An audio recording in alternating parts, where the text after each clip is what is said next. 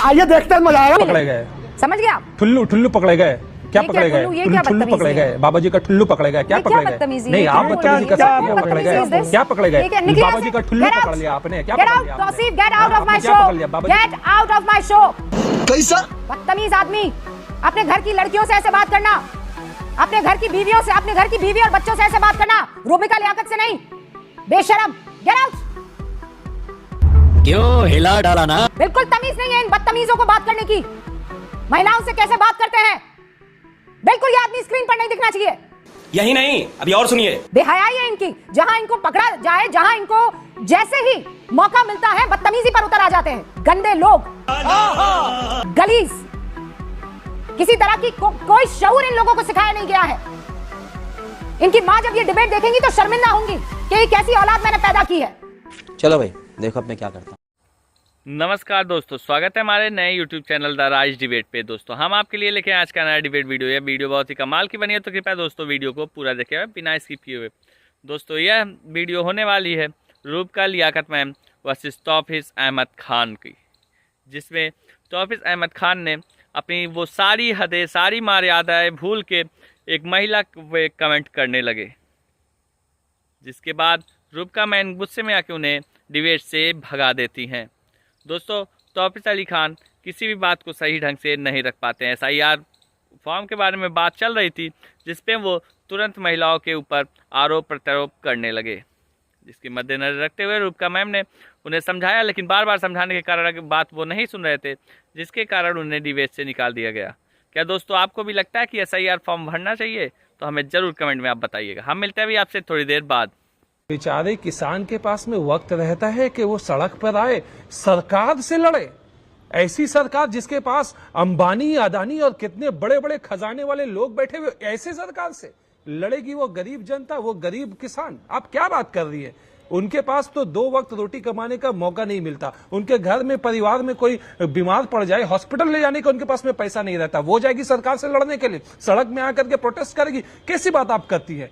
मजबूर हैं और लाचार हैं, और उनके ऊपर में जुल्म है ये सरकार का कि पिछले दफा 3 साल हमने दिया था, इस दफा हम 1 महीना देंगे। नाम भरो एन्यूमरेशन फॉर्म का, वरना तुमको तुम्हारा नाम वोटर लिस्ट से हटा देंगे। अपना फेक वोटर्स का लिस्ट उन्होंने ऑलरेडी प्रिपेयर कर रखा है। खुलेआम बोलते हैं। आप दिखाइए, आप शुभेंदु अधिकारी का, आप बीजेपी के बीजेपी के MP बंगाल वाले, उनका नेता, उनका स्टेटमेंट दिखाइए। वो ओपन कहते हैं 1 करोड़ वोटर का नाम वो मिटाएंगे SIR से, और उसके बाद यहां पे सरकार बनेगी। और वो गिनती कराते हैं कि 2.75 करोड़ वोट्स है तृणमूल का, 2.4 करोड़ वोट्स है बीजेपी का। डिफरेंस जो है 40-50 लाख के आसपास है। इतना वोट तो हम मिटा देंगे और हम अपनी सरकार बना लेंगे। तो ये तो जुल्म है ना, यही जुल्म है। किसान को चाहिए कि वो अपना चासी छोड़ दे, चावल की, धान की खेती की सब छोड़ दे और जाकर के किसानों के पीछे नहीं जाना, किसानों के पीछे नहीं छुपना। मैं फैक्ट्स की बात कर रही हूँ। क्या बंगाल में घुसपैठिए हैं कि नहीं? कोई आवाज ना उठाए। अंबानी क्या बांग्लादेशी घुसपैठिए बंगाल में है कि नहीं है? नहीं होनी चाहिए। क्या बांग्लादेश में बिल्कुल है। उन्हें तो बांग्लादेश के घुसपैठी अमित शाह ने बॉर्डर खोल करके बुलवाया है। हाँ, तो वो जाने चाहिए कि नहीं जाने चाहिए? इल्लीगल हिंदूज आए हैं बांग्लादेश से। सुनिए, केवल इल्लीगल हिंदूज आए? 80% इल्लीगल हिंदूज। हाँ, तो फिर जाने दीजिए उनको। क्या दिक्कत है आपको? 80% हिंदूज बांग्लादेशी आए हैं। What is your problem? Let them go. Bangladeshi illegal तरीके से अमित शाह ने लाया है। हाँ ठीक है, लाया है तो उनको भेजिए ना, उनको जाने दीजिए। SIR में इनका नाम कट जाएगा, जनता को इनका नाम SIR में कट जाएगा। आपको क्यों दर्द हो रहा है? आपको क्यों परेशानी? नहीं कटेगा। अरे भाई शुद्धिकरण ही तो हो रहा है। क्यों नहीं कटेगा जानती है? शुद्धिकरण होने सुनिए ना मेरी बात। क्यों नहीं कटेगा जानती है? क्योंकि यही अमित शाह कहते हैं कि हम जो है आपको CA द्वारा नागरिकता दे देंगे, मुसलमानों को CA द्वारा नागरिकता नहीं देंगे। पहले आप अपने आप को जो है फॉरेनर डिक्लेयर करिए। और यही वजह है कि मथुआ समाज, आज मथुआ समाज जो है पूरे के पूरे कंफ्यूजन में बैठे। बांग्लादेशी हिंदुओं की घुसपैठिए के तौर पर, अरे भाई बांग्लादेशी हिंदुओं को घुसपैठ करने की जरूरत नहीं है। उनको तो सरकार सच में CA के थ्रू उनको आधार कार्ड सिटीजनशिप दे देगी। उनको झूठे कार्ड देने की जरूरत नहीं है। वोटर कार्ड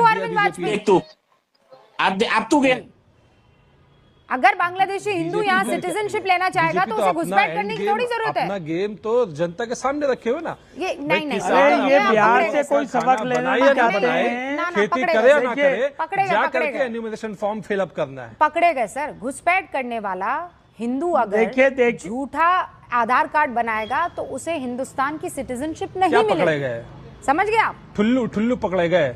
क्या ये पकड़े क्या गए? ठुल्लू, ये क्या ठुल्लू बदतमीजी पकड़े है? गए, बाबा जी का ठुल्लू पकड़े गए। क्या ये क्या पकड़े गए? बदतमीजी है? नहीं, क्या आप बोल बदतमीजी रही कर है? सकती हैं। क्या पकड़े बदतमीजी is गए, this? क्या पकड़े गए? ये क्या- निकलिए बाबा यहाँ जी से। का ठुल्लू Get out! पकड़ लिया आपने। क्या Get पकड़ out, लिया आपने? तौसीफ, get out of आपने my क्या show. पकड़ लिया? बाबा जी Get out of my क्यों हिला डाला ना? शो। बदतमीज आदमी, अपने घर की लड़कियों से ऐसे बात करना, अपने घर की बीवियों से, अपने घर की बीवी और बच्चों से ऐसे बात करना, रूबिका लियाकत से नहीं। बेशरम, गेट आउट। बिल्कुल तमीज नहीं है इन बदतमीजों को बात करने की। महिलाओं से कैसे बात करते हैं, बिल्कुल ये आदमी स्क्रीन पर नहीं दिखना चाहिए। बाकी सब लाइए स्क्रीन पर। प्रतीक जी, बेहयाई है इनकी। जहां इनको पकड़ा जाए, जहां इनको जैसे ही मौका मिलता है बदतमीजी पर उतर आ जाते हैं। गंदे लोग, गलीज, किसी तरह की कोई शऊर इन लोगों को सिखाया नहीं गया है। इनकी मां जब ये डिबेट देखेंगी तो शर्मिंदा होंगी कि ये कैसी औलाद मैंने पैदा की है। Prateek ji, I am coming back to the debate because I don't want to waste a single moment and minute on this guy. सीधे तौर पर यह कहा जा रहा है कि एसआईआर अगर होगा तो इसमें हिंदू और मुसलमान हो जाएगा। खासकर बांग्लादेश में दीदी धमकी देती है कि मैं पूरा हिंदुस्तान हिला दूंगी। देखिए, अभी तौसीफ भाई ये कह रहे थे कि बांग्लादेश से तो हिंदू भी आए हैं और कहीं भी एसआईआर में धर्म पूछने का तो प्रावधान ही नहीं है। एसआईआर में 4 एलिजिबिलिटी रिक्वायरमेंट्स जो वोटर की होनी चाहिए। नंबर 1 कि आप 18 वर्ष से ऊपर हैं कि नहीं। नंबर 2 कि आप भारत के सिटीजन हैं कि नहीं। नंबर 3 कि आप क्या वहाँ के आम तौर पर वहीं रहते हैं जहाँ पर आप वोटर लिस्ट में आ रहे हैं। और नंबर 4 कि आप ऑफ कोर्स मतलब मृत नहीं होने चाहिए, कहीं पे चले नहीं गए हों, इस तरह की बात है। जिस तरह की बात बिहार एसआईआर के दौरान हो रही थी कि 65 लाख लोग जो है उसमें वोटर लिस्ट से डिलीट हो जाएंगे, तो 65 लाख लोग जो है वो कौन 65 लाख लोग हैं। वो बात जब बिहार का एसआईआर प्रोसेस कंप्लीट हुआ तो हम लोगों के सब सामने आ गई कि उसमें कुछ ज़्यादातर 22-23 लाख डेड वोटर्स थे जो ऑलरेडी मृत वोटर हैं, जो कि वोटर लिस्ट से डिलीट अभी नहीं हो पाए थे क्योंकि इलेक्शन कमीशन एक का जो बिंदु अजीज भाई ने उठाया जी, और एक जो बिंदु वहां टीएमसी से भी उठाया जा रहा है, ये बदतमीज आदमी जो यहाँ पर कहकर गए थे, अगर तमीज के दायरे में रहते तो उस मुद्दे को मैं और तमीज के दायरे में रखते हुए पूछती।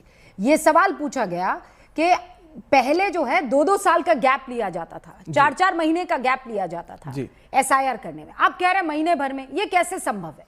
ये तो लेटेस्ट न्यूज है। जो एक बड़ा प्रश्न आ रहा है वो ये कि कैसे किया जाएगा। फिर बीएलओ दबाव में आकर मौत हो रही है उनकी, और इसी पर सुप्रीम कोर्ट ने सवाल भी किया है। तो ये इसके ऊपर आपका क्या जवाब है? देखिए, सबसे बड़ा जो बदलाव आ गया है पिछले एसआईआर से अब में, वो है टेक्नोलॉजी। अगर आप देखें तो पहले दौर में चुनाव की जब गणना होती थी तो 5-5 दिन तक गणना होती रहती थी। आज वो गणना 2 घंटे के अंदर हो जाती है, सारे न्यूज़ चैनलों पे आ जाता है और फाइनल रिजल्ट उसी दिन शाम को 2-3 घंटे के गणना के बाद आ जाता है। ये कैसे होता है? क्योंकि अब मशीन से काउंटिंग हो रही है। तो उसी तरह से अब जो एसआईआर का प्रोसेस है, आप एन्यूमरेशन फॉर्म्स हमारे जो आ रहे हैं वो ऑलरेडी प्री फिल्ड है। प्री फिल्ड मतलब वो पहले से भरे हुए हैं। जो भी पुराने हमारे वोटर्स के डिटेल हैं वो उसमें इलेक्शन कमीशन ऑलरेडी छाप करके दे रहा है। तो वक्त उसमें कम हो जाता है। आपके पास जब फॉर्म आएगा तो आपको ये देखना है कि क्या ये जो जानकारियां दी हैं वो सही हैं या गलत है। अगर बड़ी खबर इस बीच आ गई हमारे पास, चुनाव आयोग ने बंगाल पुलिस से नाराजगी जताई है। ये बड़ी खबर है। चुनाव आयोग का कोलकाता के पुलिस कमिश्नर को निर्देश है सीईओ की सुरक्षा पुख्ता करे, क्योंकि वहां चूक हुई है। बंगाल पुलिस की तरफ से कहा गया है, बंगाल पुलिस को यह कहा गया है चुनाव आयोग की तरफ से, सीईओ की सुरक्षा से खिलवाड़ किसी कीमत पर बर्दाश्त नहीं किया जाएगा। सीईओ की सुरक्षा से खिलवाड़ ईसी ने कहा है कि बर्दाश्त नहीं होगा। ईसी ने बंगाल पुलिस से इस मसले पर नाराजगी जताई है और कहा है कि यह चूक ठीक नहीं है। नाराजगी बाकायदा जताई गई है। अरविंद वाजपेयी जी भी हमारे साथ जुड़े हुए हैं। अरविंद जी, कुछ बिंदु जिस पर आपने अजीज भाई को सुना, कुछ बिंदु जिस पर इनफैक्ट वरुण जी के पास मैं अभी जाऊंगी, लेकिन मैं चाहती हूं कि ये जो चुनाव आयोग BJP plus LJP plus JDU plus जितने भी आपके घटक दल है, उन सब की मिली भगत के तौर पर देखा जा रहा है कि एसआईआर आपके लिए फायदे का सौदा, एसआईआर विपक्षियों के लिए बहुत बड़ा नुकसान, जैसा बिहार में हुआ। आपने अभी पीछे कहा बार बार अजीज भाई से कि सुप्रीम कोर्ट जाइए, सुप्रीम कोर्ट जाइए। अरे भाई, सुप्रीम कोर्ट जाएंगे तो सबूत चाहिए। वहां डिबेट और आर्ग्यूमेंट एविडेंस के बेस पे होता है, इसलिए ये सुप्रीम कोर्ट नहीं जाना चाहते। ये जनता के बीच में गुमराह करना चाहते हैं। एक बात बताइए, 90% फॉर्म बंगाल में इनोमिनेशन फॉर्म वापस आ चुके हैं, सिर्फ 10,32,000 फॉर्म अभी तक वापस नहीं आए हैं। मैं ये जानना चाहता हूं इन सभी साथियों से, क्या एसआईआर से नुकसान क्या हो रहा है? बिहार में अभी आपके सामने 30 दिन के अंदर एसआईआर हुई है और उसका नतीजा ये निकला कि वोट परसेंटेज बढ़ गया। मतलब क्या आरोप किया है? जब सुप्रीम कोर्ट सुनवाई कर रहा है, सुप्रीम कोर्ट ने पहले भी सुनवाई की, सुप्रीम कोर्ट ने एसआईआर पर रोक नहीं लगाई, उसके बावजूद भी ये उसके पीछे पड़े, इसका कारण हमको नहीं समझ आता। और अभी तो रुको, क्लाइमैक्स अभी बाकी। कारण सिर्फ एक हो सकता है, ये हार से डरे हुए हैं, ये हताशा में है, ये निराशा में है। इलेक्शन कमीशन पे इन्होंने पहले लगातार ईवीएम पे आरोप लगाए, अब वो छोड़ दिया। ईवीएम पे कुछ मिला नहीं तो ईवीएम छोड़ दिया, अब एसआईआर पे आ गए। अरे भाई, वोटर लिस्ट दुरुस्त होनी चाहिए या नहीं होनी चाहिए हर चुनाव से पहले? इसका सीधा जवाब है बिल्कुल होनी चाहिए। तो दोस्तों, उम्मीद करता हूँ ये वीडियो आपको बहुत पसंद आई होगी। आपने वीडियो को पूरा देखा होगा और लाइक शेयर सब्सक्राइब जरूर से किया होगा। दोस्तों, वीडियो बनाने में बहुत मेहनत लगता है और हम आपके लिए खोज के कंटेंट लाते रहते हैं। तो दोस्तों, वीडियो अगर आपको पसंद आए तो प्लीज़ हमें ज़्यादा से ज़्यादा सपोर्ट करें। और दोस्तों, वीडियो को इतना ज़रूर शेयर करें कि कम से कम जो देश में बैठे गद्दार हैं उनके पास ये वीडियो ज़रूर जाए।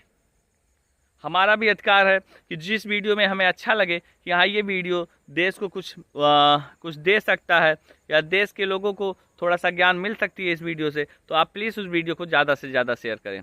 हम आपके लिए ऐसे ही कंटेंट लाते रहेंगे। हम मिलते हैं आपसे फिर किसी नए वीडियो में। तब तक के लिए जय श्री राम, जय हिंद, जय भारत।